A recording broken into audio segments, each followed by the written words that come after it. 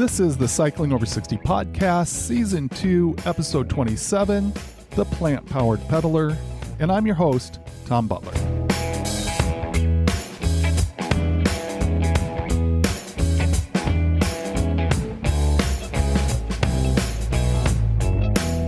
Thanks for joining me here as I journal my attempts to use cycling as a way to turn my health around.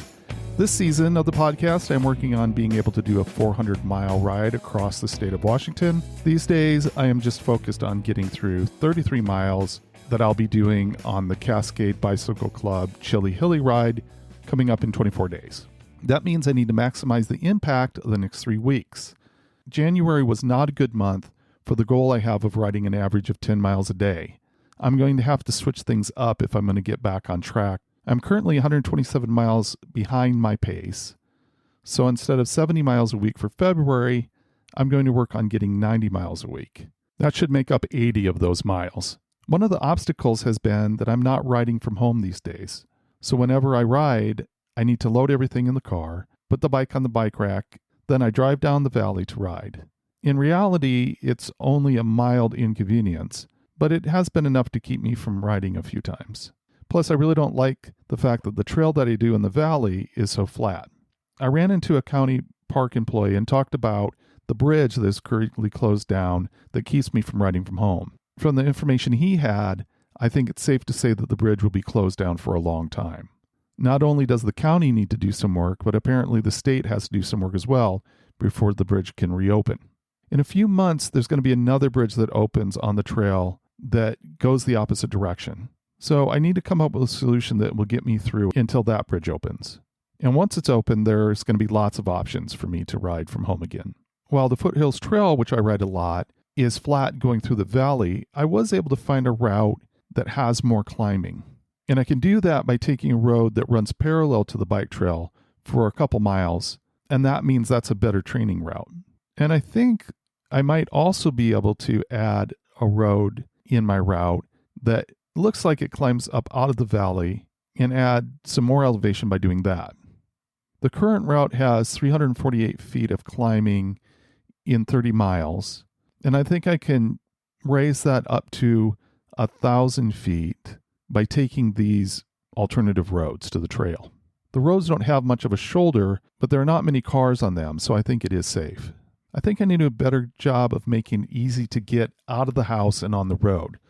So maybe doing things like leaving my helmet in the car all the time and finding other things that I can just leave in the car, that could be helpful. And I might just leave my trunk rack on the car at all times. I would like to understand more about the psychology of getting into a habit of riding more. I'm listening to a book titled How to Change: The Science of Getting from Where You Are to Where You Want to Be by Katie Milkman. I'm very impressed with the book so far, even though I'm not that far into it. And after I get done with the book, I'm going to try to get someone from the Behavior Change for Good initiative at University of Pennsylvania to come on the podcast. Dr. Milkman is co-director of the initiative, but I think she is pretty busy consulting with small places like the Department of Defense, Google, and the American Red Cross, so I don't think I'm going to be able to get her on the podcast. But I would be happy with anybody from the initiative. I'm excited to be going for a ride for the first time with my daughter McKenna in a couple of days. I hope that we can find a bike set up for her that she really likes. Go back a couple episodes if you want to learn more about McKenna's decision to start cycling. I'm curious to see how long it is before I'm working hard to try to keep up with her. I believe this is the next step to having cycling be a major part of our family time together, so I am motivated for it to go well.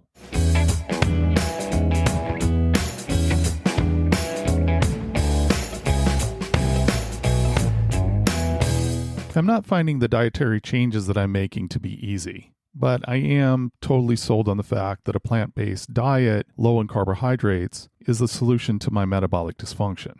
In addition to information on cycling that I share here, I also want to share what I can about healthy eating. Almost a year ago, I got connected with Janet Anspach-Rickey, aka the Plant-Powered Pedaler. I find her to be a prime example of what happens when you pair healthy eating with cycling. I'm so glad that despite her power going out the morning before the interview, she was able to join me this week on the podcast. Here's our conversation. I think it's fair to describe my guest today as extraordinary. Welcome to Cycling Over 60, Janet Anspach-Rickey. Yes. Yay. we 68, going to be 69 in March. Okay, all right. Well, you look fantastic. I love seeing all your adventures, and I became aware of you a while back and have wanted to have you on the show ever since then when we were both at Veg Fest. And I saw that you posted something. We never got a chance to connect. So I'm glad we finally got a chance to do that. And you're here to add to the discussion with the podcast. That was a very busy weekend, wasn't it, Tom? Yes, yes. I think you were more busy than me. I wasn't volunteering. I know that you were volunteering. I know They you kept me were. busy. Yes. I'm going to start out this way. What is a memory you have about bicycles as a kid? When I was a little one, I had a big, heavy blue Schwinn, and the brakes were the ones where you pedaled, you just pedaled backwards and the brakes would go on. I remember riding that bike. I must have been, 6 or 7. And so it was just a huge bicycle, but I loved it. And I would ride it down to the end of the street, which seemed like so far away. And then as a teenager, my father got us a 3-speed Raleigh, and very quickly all the speeds broke and it was stuck in third. And so nobody wanted to ride it. So I rode it. I rode it everywhere. Okay, fantastic. Yeah. Now, when you were growing up, was there a big emphasis on a healthy lifestyle? No. Standard American diet. Yeah. I've always been really active though. And I couldn't figure out why I couldn't get weight off, because I was so active, but it was because of my diet. Okay. When you say standard American diet, the typical American diet, then there's a big focus on processed foods usually Yeah. in that diet. Does that describe how you grew up? That was the day, where everything came in a box or a bag. My mom had 5 kids and she hated to cook. So yeah, processed food. Yes. Now, have you always enjoyed cycling? Yes. But when I married the first guy, my school of hard knocks, I was busy working all the time. So bicycling took a back seat. But then I remember even at one point I was working up in an office. This is before I became a physical therapist. And I started riding my bicycle to work. And I even remember I was trying to sell Tupperware on the side. He spent money and I tried to make it and pay off our bills. I remember I was trying to take Tupperware to work and I was on the bicycle holding the Tupperware bag, with the handlebar. And that's not a good thing to do. And it got caught between me and my knee and my handlebar. And I couldn't do anything. And I ended up kind of wrapping around a pole. And I had a skirt on and stockings, and I was hoping, oh, I hope nobody saw. And then, wouldn't you know, a couple of weeks later, somebody said, "Was that you?" Oh my. And I was really shook up, but I had to work. So I got back on my bike and, my stockings were all ripped and I was bleeding and somehow I got to work and, that was the school of hard knocks. But actually I took a bicycle to University of Buffalo where I was in physical therapy school and it was stolen within, the first 2 weeks. I was putting myself through, so I couldn't get a bike after that. So I just walked back and forth to the campus about a mile each way. But then when I got my first job in Dayton, Ohio, I went to the bike shop and got a bicycle, a 12-speed. And I joined the bike shop there in Dayton, Ohio. And I started riding with all the different rides. One night there'd be a ride in a town close by, and I'd go to that one. And I just rode with everybody because I just loved it so much. And I was also playing soccer at that time, but still heavy. You hadn't lost a feeling that you liked to bike. Right. It was always in there. I'm wondering, did you feel like you needed to learn a lot about bikes when you were buying that 12 speed? Did you just kind of go in and choose what they recommended? How was that process at that time? Yeah, I went in. I knew I wanted to start riding. I wanted to get on a bike. So I just went in and talked to the owner and, asked him what would he suggest. And he suggested that 12-speed Raleigh. And it was a good start for me. But pretty quickly, there were these gals that were in their 50s. And at that time, I was 30. They were the pros. And they could ride and ride and ride. They said, okay, come on, we're going to ride to Cincinnati and back from Dayton. It's about 75 miles one way. And I'm like, we're going to ride to Cincinnati? Are you kidding me? And I did. And I thought I was going to die.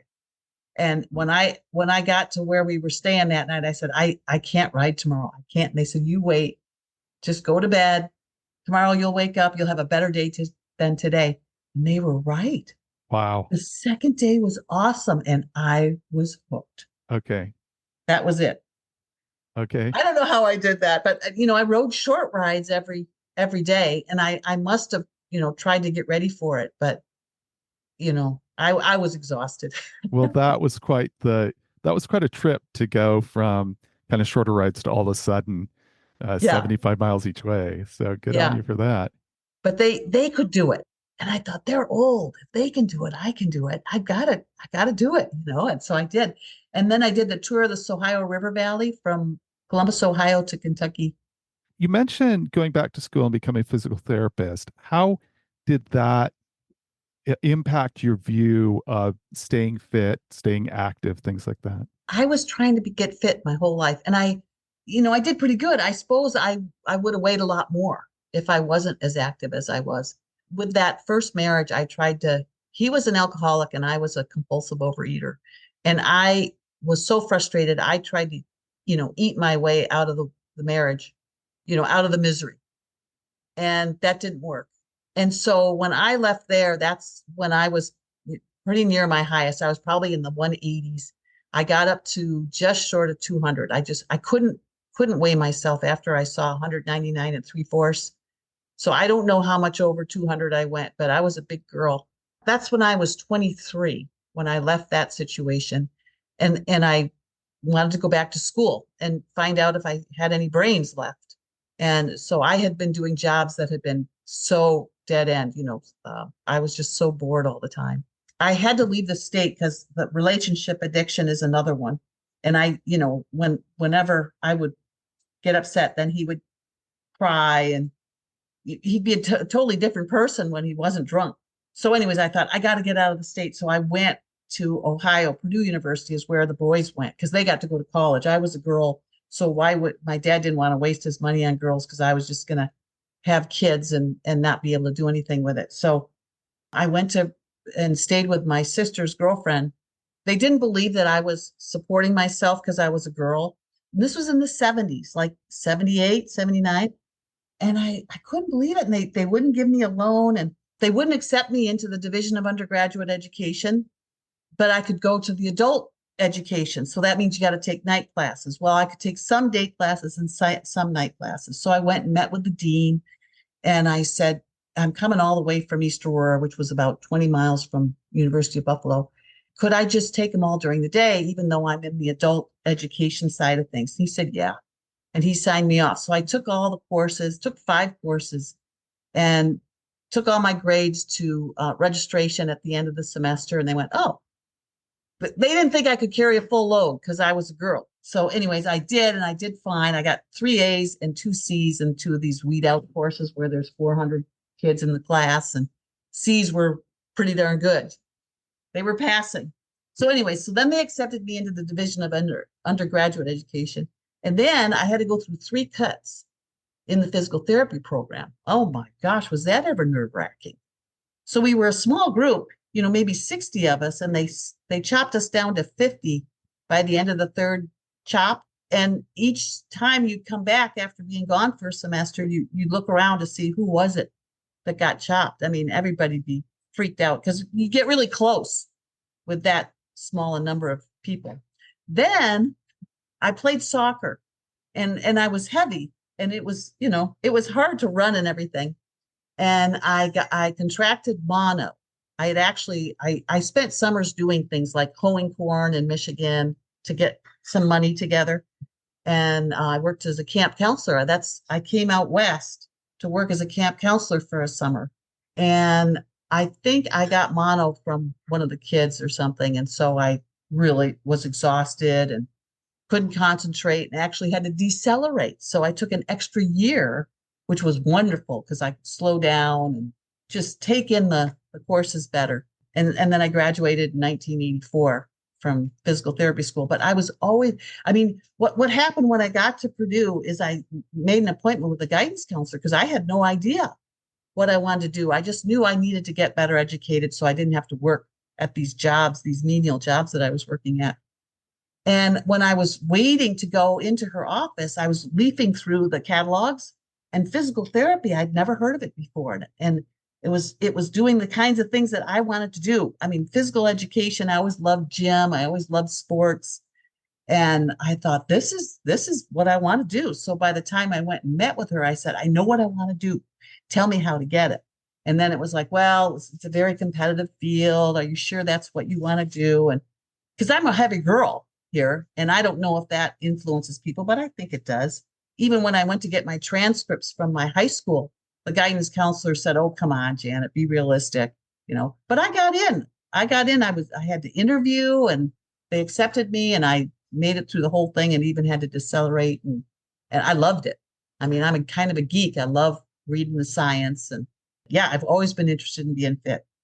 Well, I just love that picture of tenacity.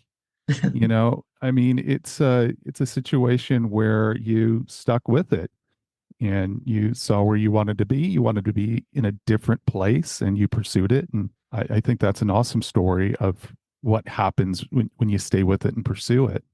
I'm like a pit bull. There you go. There you Don't tell me no. I'm not asking yes or no. I'm asking, how do I do this? Right, right. Again, I'm thinking that working as a physical therapist, you get to see the difference between people that are active and looking to stay fit and people that kind of succumb to the traditional kind of American sedentary lifestyle. Is that fair to say? Sure. Yes. And so, even in healing and recovery and everything, I'm guessing you had some experience seeing the impact of being fit. Oh, yes. Yes. And of course, most of the people that I treated were not fit.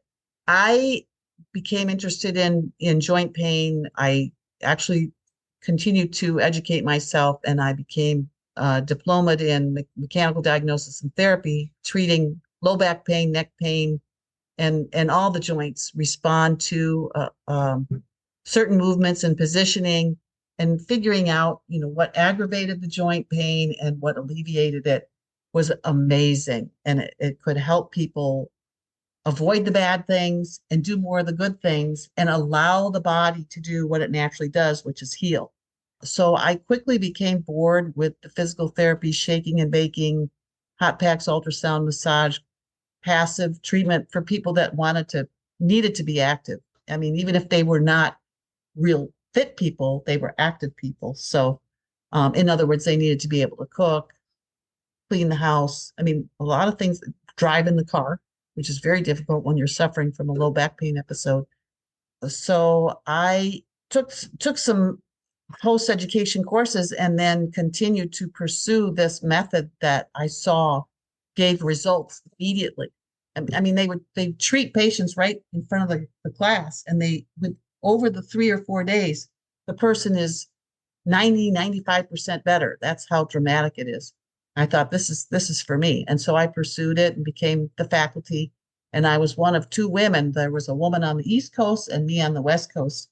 We were the only 2 women instructors for a period of time. And then now there's many more, which is wonderful. And I've been retired now for 11 years, and I still use the method. From Stephen and I, it's wonderful. Stephen is my husband. It's just, I'm like, because a lot of people can't do it. You can't avoid the aggravating thing. And that's why you're not getting better, because the aggravating thing is one of your daily activities that you don't want to give up, like sitting. Right. So it doesn't get better. At some point along the way, you started writing longer rides. You started doing Yes. some touring. Yes. How did you decide to start doing longer rides?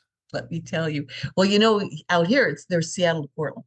Seattle to Portland, I did 10 times, and Stephen has too. Okay, so, here we go to 1988. I met Stephen.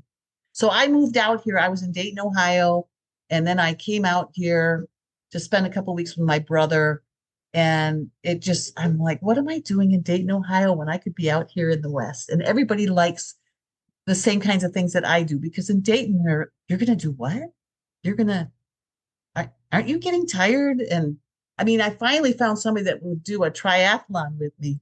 But I mean, even in physical therapy, they thought I was crazy with all the riding and the soccer and the activity that I did.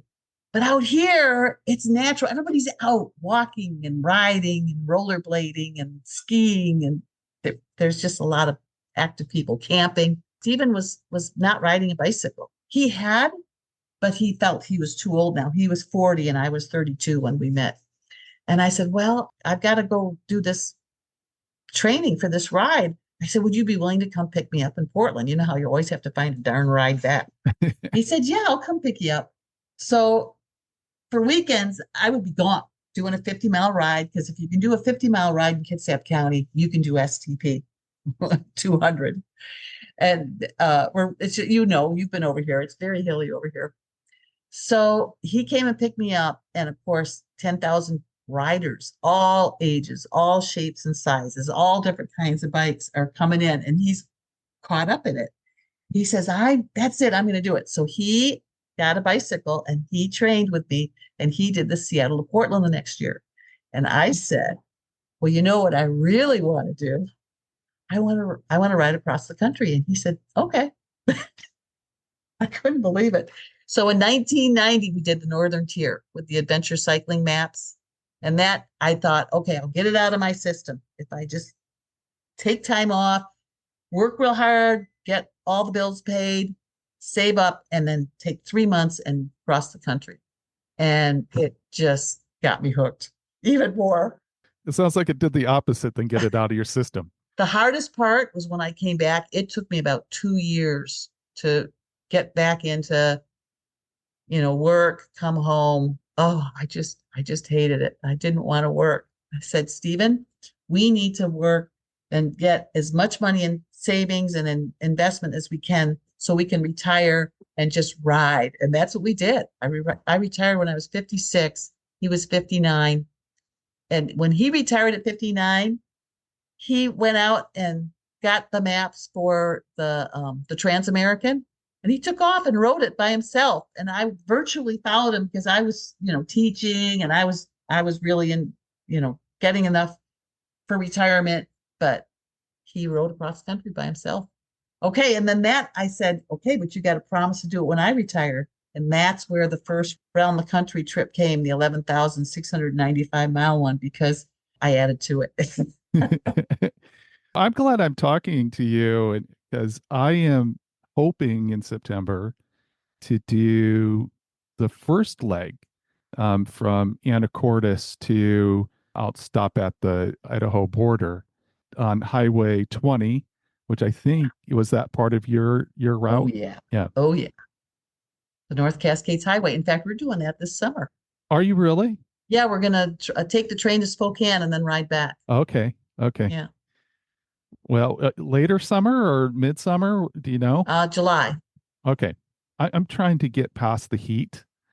I don't do so well in the heat. Maybe my body will adjust somewhat, but yeah. And then I'm going the other direction. I was going to say maybe we would say hi along the way, but I think you'll be off the road by the time I get going.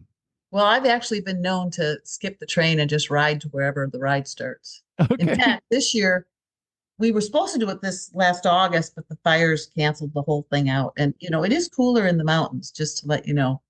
Although it can get hot. But anyway, yeah, we had the trip all reserved, hotels and wherever we were going to stay along the way. And then we were going to take the train back the leader was going to take the train back from Spokane, and Steve and I were just going to ride.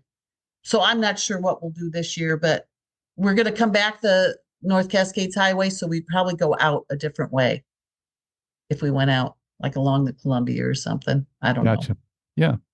At some point you make a transition to e-bikes. Can you talk about that? So we did the first 11,000 miles in over a year on regular bikes, on Rodriguez's.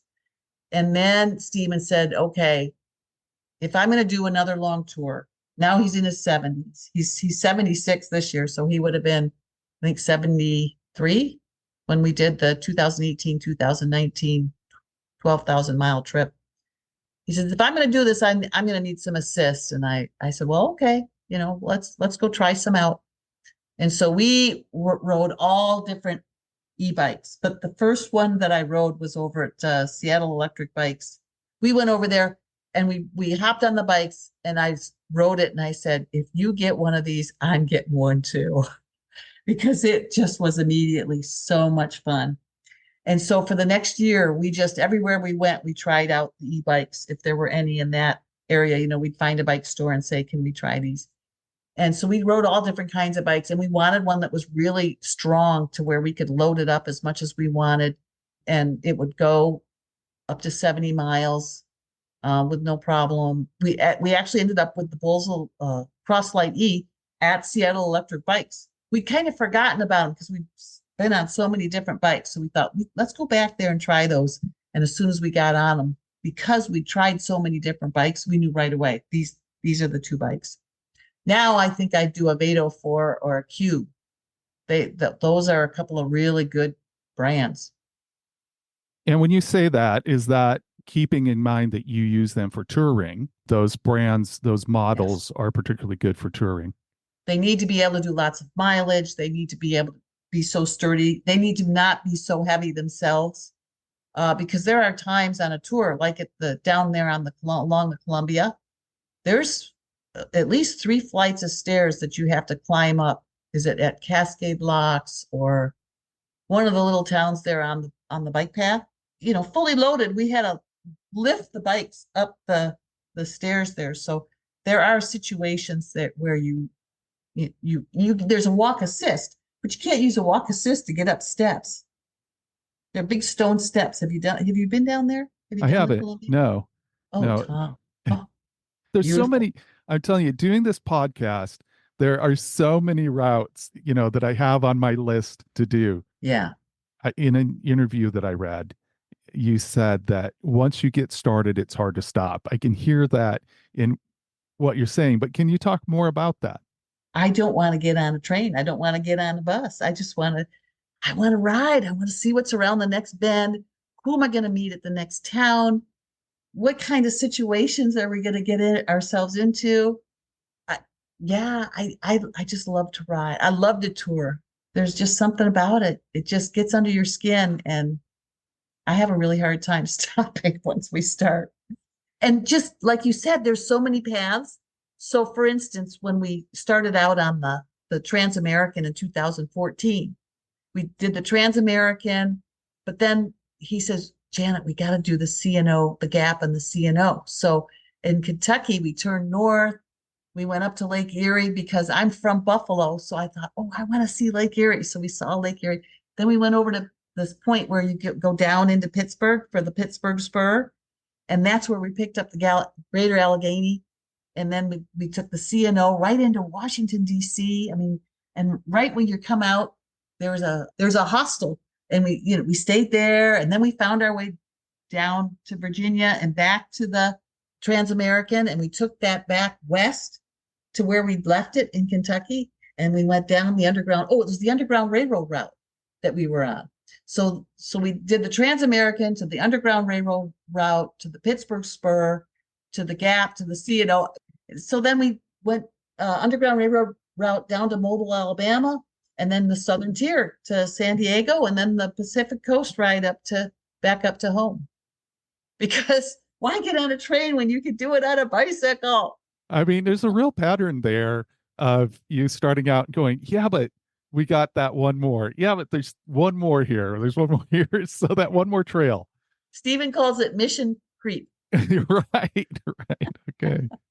What would you say has been your biggest challenge when it comes to cycling? Stopping. Okay. Have you experienced any crashes? Oh, yeah. Yeah. Okay. In fact, in 2000, that's why we live in this house now. So, good things come out of everything. But it was, 2020, COVID, October 17th, 2020. I was in the rain on a club ride, going down a hill, and my bike must have just slipped out from under me. I don't remember any of it because apparently my head was hitting the road, as I was rolling down the road, and I fractured my pelvis in 3 places, broke my nose, blunt force on my chest, and I still have a rib that just kind of goes out if I'm on my stomach in a certain posture. Head injury.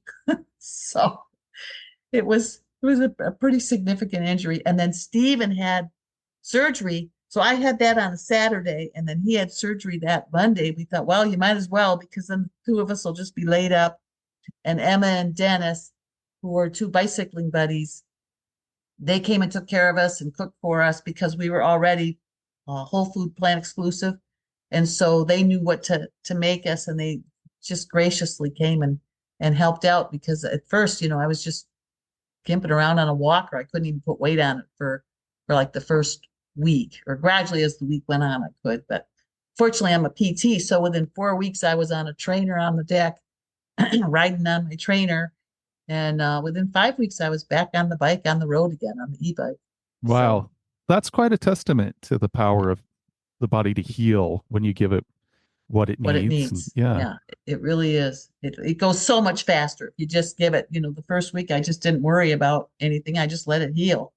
But then you have to sort of challenge it a little bit, but not too much. And it's just, to me, it's fascinating. Healing is just fascinating. So it was very beneficial.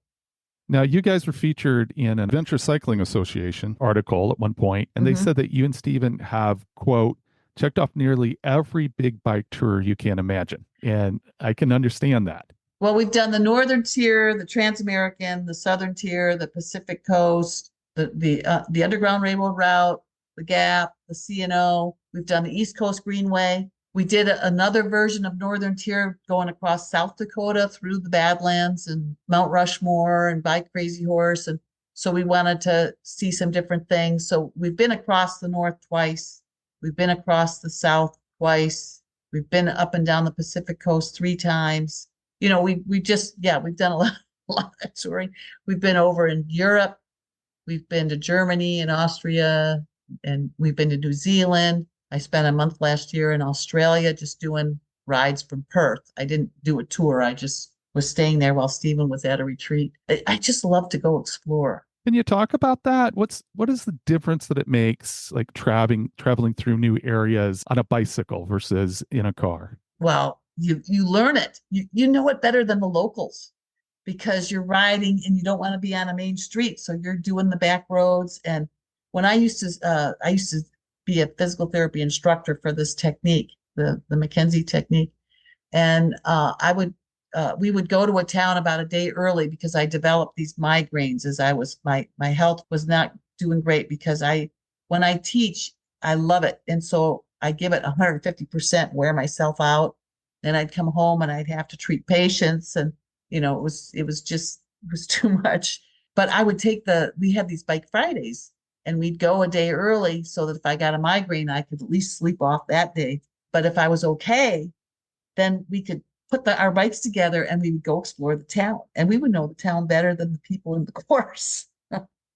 That's awesome. Yeah.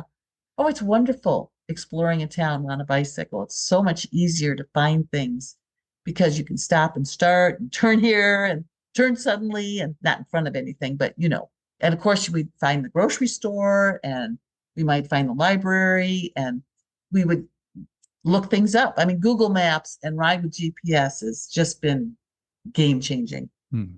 I'm guessing that there's an element of just being outdoors that's attractive to you. Yeah. In fact, the 1990 tour was all camping. We spent one night in a hotel in New England, because there were flash flood warnings, and Stephen had woken up in a couple of inches of water on his side of the tent that morning. We were just so wet, and Saddam Hussein was invading Kuwait. There was such a storm out there, thunder and lightning. We get in our room and the power goes out. So we thought we'd be able to catch up on the news, and we couldn't, because the power went out. Still, it was nice to have a roof over our heads that night, but the rest of the time we camped. You seem to have a great group of people there that you ride with consistently. I see you with them on social media. How did that group form?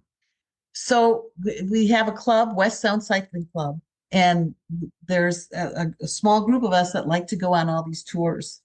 And that's actually how it is that I switched to Whole Foods, because Charlie and Carol when we went on a tour in Arizona in 2020, they had switched. And so they were only eating, they were doing, no animal products, no processed, hyper processed things like oils, things where everything's extracted out of it except for maybe one ingredient. They were avoiding all that and eating whole foods, fruits, vegetables, beans, legumes, and whole grains. And so they would ahead of time contact wherever it was we were staying if it was like a B&B and seeing what they could have, and people would accommodate them. And so we were rolling our eyes and thinking, what are they doing now? What are they into now? But he gave us a documentary to watch, Eating You Alive, and we watched that documentary, and I could not eat an animal after I watched that documentary. I thought, how could I ever eat an animal? I mean, I love animals. Somehow they condition us from birth to see these animals as different than, like the dogs and the cats and the gerbils and everything. But oh, it just opened my eyes what they're doing to them, how they're mass butchering them and killing them when they're still alive. I mean, draining out. I mean, I don't want to go into detail, but yeah, I'm so glad that I've gone to plants because there's so much variety in what you can eat and how you can prepare things. And you don't need oil to caramelize an onion. It does beautifully just by itself and maybe with a little bit of water. It's totally unnecessary. And oil is 4,000 calories a pound. So when you take everything, vegetables are like 100 calories a pound, and oil is 4,000 calories a pound. No wonder I couldn't take weight off. So talk about that a little bit more. You're talking here about what an influence kind of looking at animals had with you as far as making a shift to considering plant-based diet, but now you're known as the plant-powered peddler. And so you found some real health benefits with going 100% plant-based. My weight dropped 47 pounds, which I had no idea, So I dropped 40 pounds over the years because I finally realized that dieting was not the way to go. And the only way to stop binging was to stop dieting. And it was the scariest thing because, you always got to be on a diet when you're heavy because you're always supposed to be trying to get that weight off. And I wanted to. I hated being heavy because I liked being active. And physical therapists are so skinny. And not all of them, but, according to me, they were, and I couldn't do it. And it just evaded me all those years. And I couldn't understand why. And I didn't understand about calorie density and just the fact, well, the China study was another thing that was pointed out to me where he found that animal protein causes cancer. And that's what they're learning is that all these processed foods and animal products are destroying us. They're causing heart disease, diabetes, cancer, dementia. They're making us sick. As soon as we went off all the animal products, dairy, salt, sugar, fat, oil, flour, I think that's the main ones, and animal products. But our cholesterol dropped 100 points. Our weight, both of our weights dropped. Mine dropped 47 pounds. Steven's dropped 35. Our blood pressure normalized. Our heart rate normalized. I mean, it just was amazing. We felt so good. We've got lots of energy. Feels like now we're getting younger instead of older. The brain clears. It's just amazing. And how long has it been now? 2020, July of 2020, I said, if you've ever heard Dr. Michael Greger, who wrote How Not to Die, How Not to Age, How Not to Diet, that's kind of the series that he does.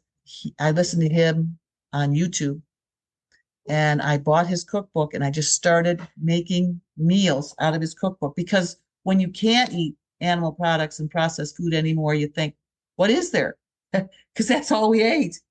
And although we thought we were eating healthy, we ate vegetables, we ate salads, but we ate processed stuff too. And even dressings are packed with oils and salts and things that kind of coat your mouth so that you can't really taste. And so you keep on eating more and more to try to get satiated and you don't really taste the real food. When you get rid of all that stuff, first you have to go through the withdrawals of not being able to taste because your mouth everything's so dulled from the oil and the salt.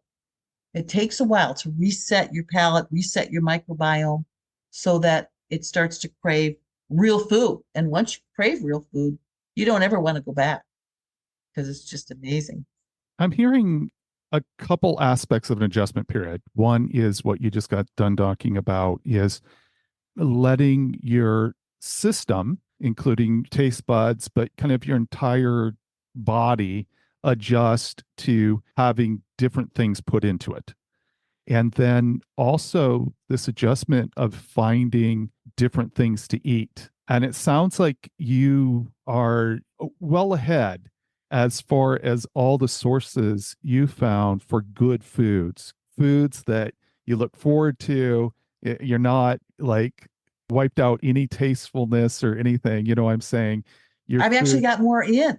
Yeah, You know, gotcha. now there's so easy, the Asians, there's Thai and sushi that you can make just with vegetables and rice and nori wraps. And there's so much variety. You eat a rainbow of colors. People think that whole food means just lettuce and tomato, and it's mixed greens and onions and mushrooms and garlic. And I'm cooking it out of an Indian cookbook right now, who's SOS free, and she's lost 60 pounds.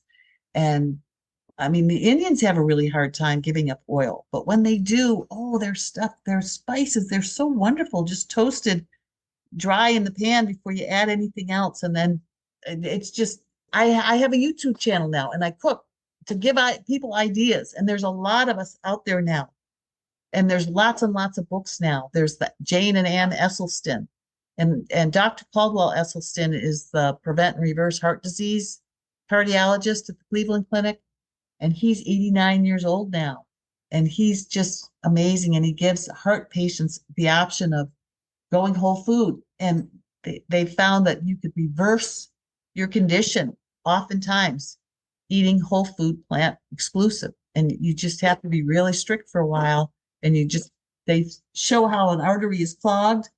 And then 3 months later, after switching to whole foods, the artery opens up again. So he realized that when he would do heart bypass surgeries and didn't tell people about their diet, they'd be back in 3 months needing another one. So it's the diet, it's the food, he realized. And Dr. John McDougall, he was working in Hawaii, and the grandparents were doing fine. They came from Japan, and they ate the way they ate in Japan, which was a very low fat, not very much meat diet. It was basically a whole food plant based diet. But then the next generation that was more Americanized, they were sick, and their kids were even sicker. And he realized it's because the diet was changing and becoming more processed as they became Americanized.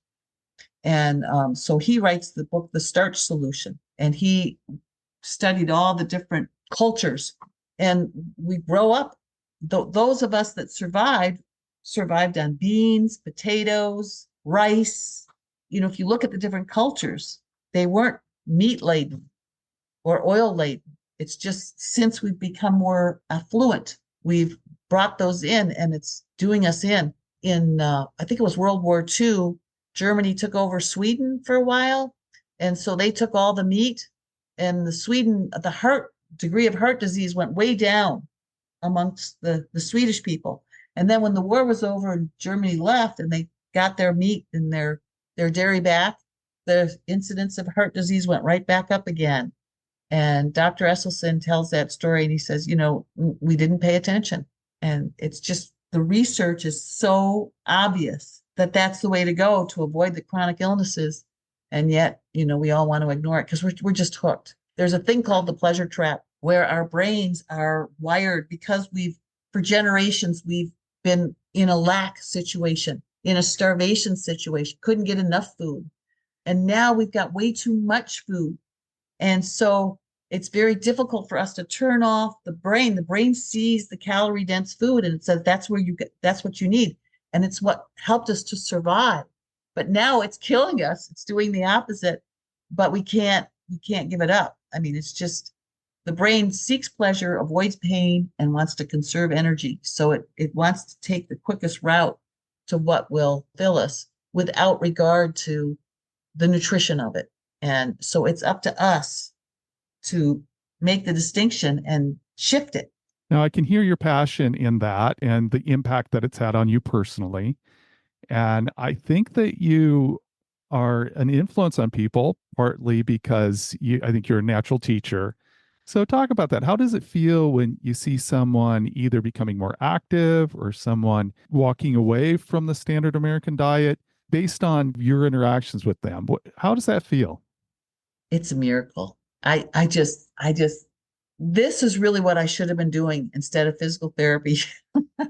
Although I love the physical therapy for what it could do for me and Stephen, but I'm so passionate about it because for 65 years it evaded me and I didn't know what to do. And I wanted it so bad. And I had given up and I was just doing the best I could, thinking, you know, this is good, this is my life. But at 65, when I found this, and within the first month, I dropped 10 pounds. I couldn't believe it. I didn't even weigh myself that much because I thought I'm not going to do the darn scale thing because it's so discouraging.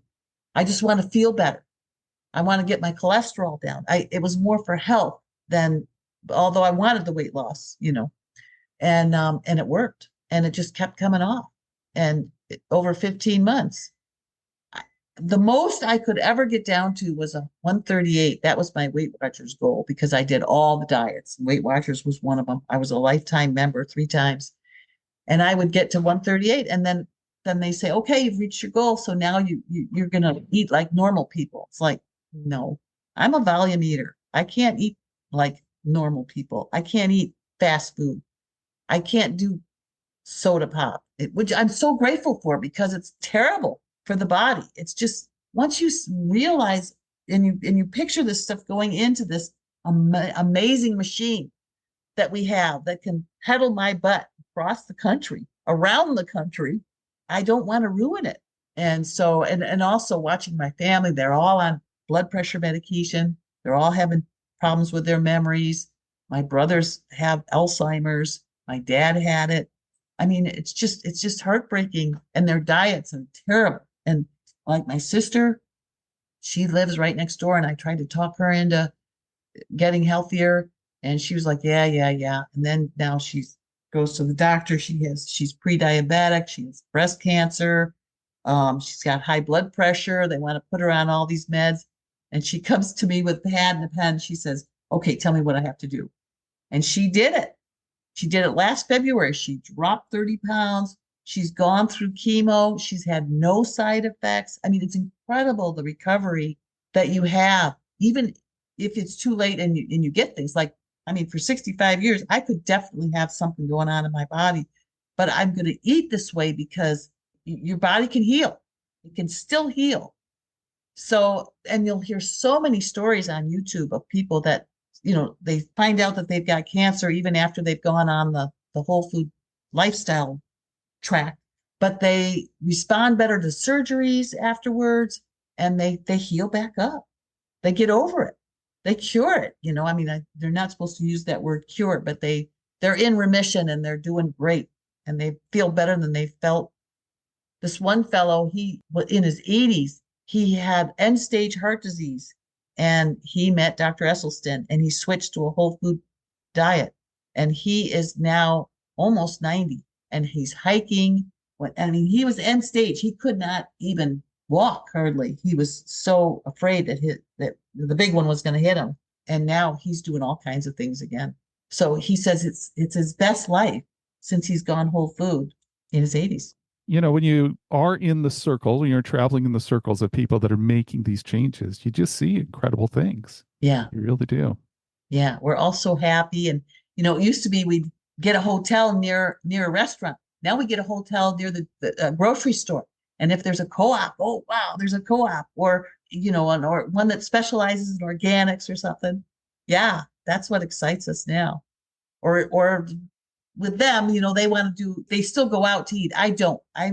What I like to do as the plant powered peddler is show people how you can stay whole food plant exclusive no matter what. So not last year, but the year before, we did a 30-day tour up into the Canadian ice fields, the Banff, Jasper, and we left from Sandpoint, Idaho, and we rode on up there. We went through Glacier, we went through Waterton. So I was staying in the national parks, and I would plan and I would carry my food and I stayed whole food plant exclusive the whole way. And I would just, ahead of time, I would make sure that there'd be, a place where I could cook or an outlet. I carried a rice cooker and you can do it. And it's fun. It's a challenge. I love it.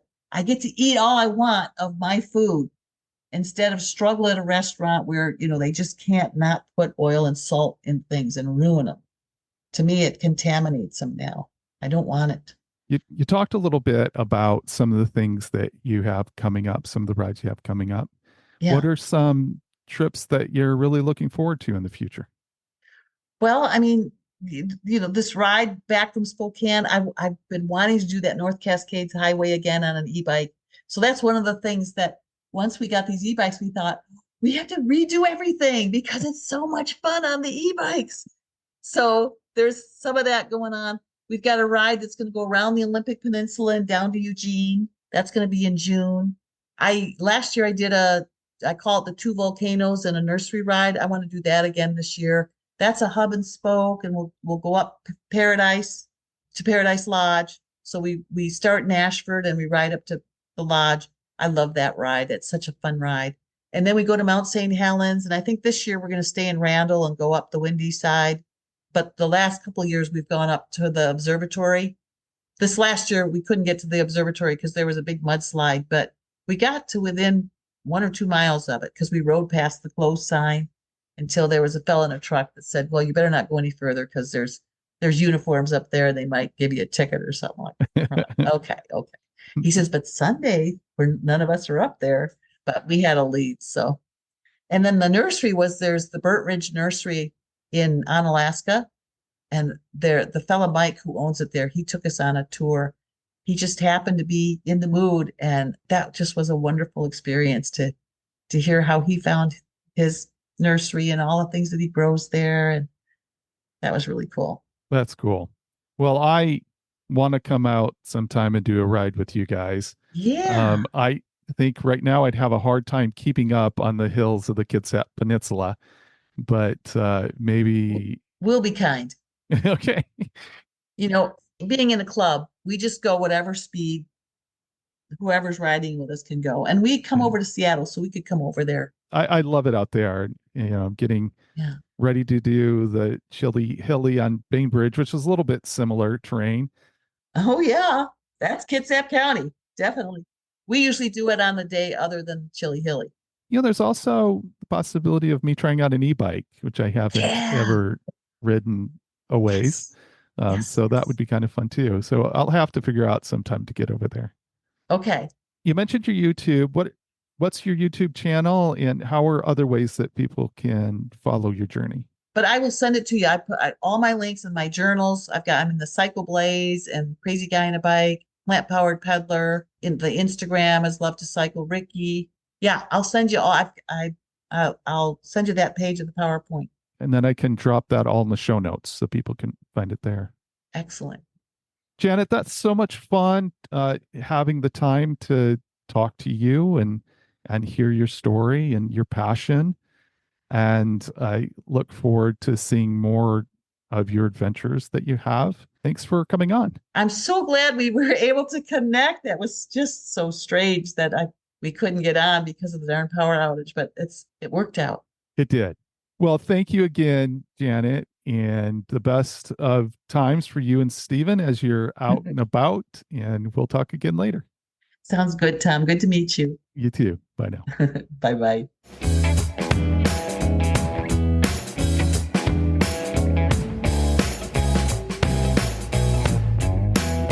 It is unusual for someone to eat the way that Janet eats, but I believe the unusual choices she makes are much closer to how we should be feeding our body than the typical American diet.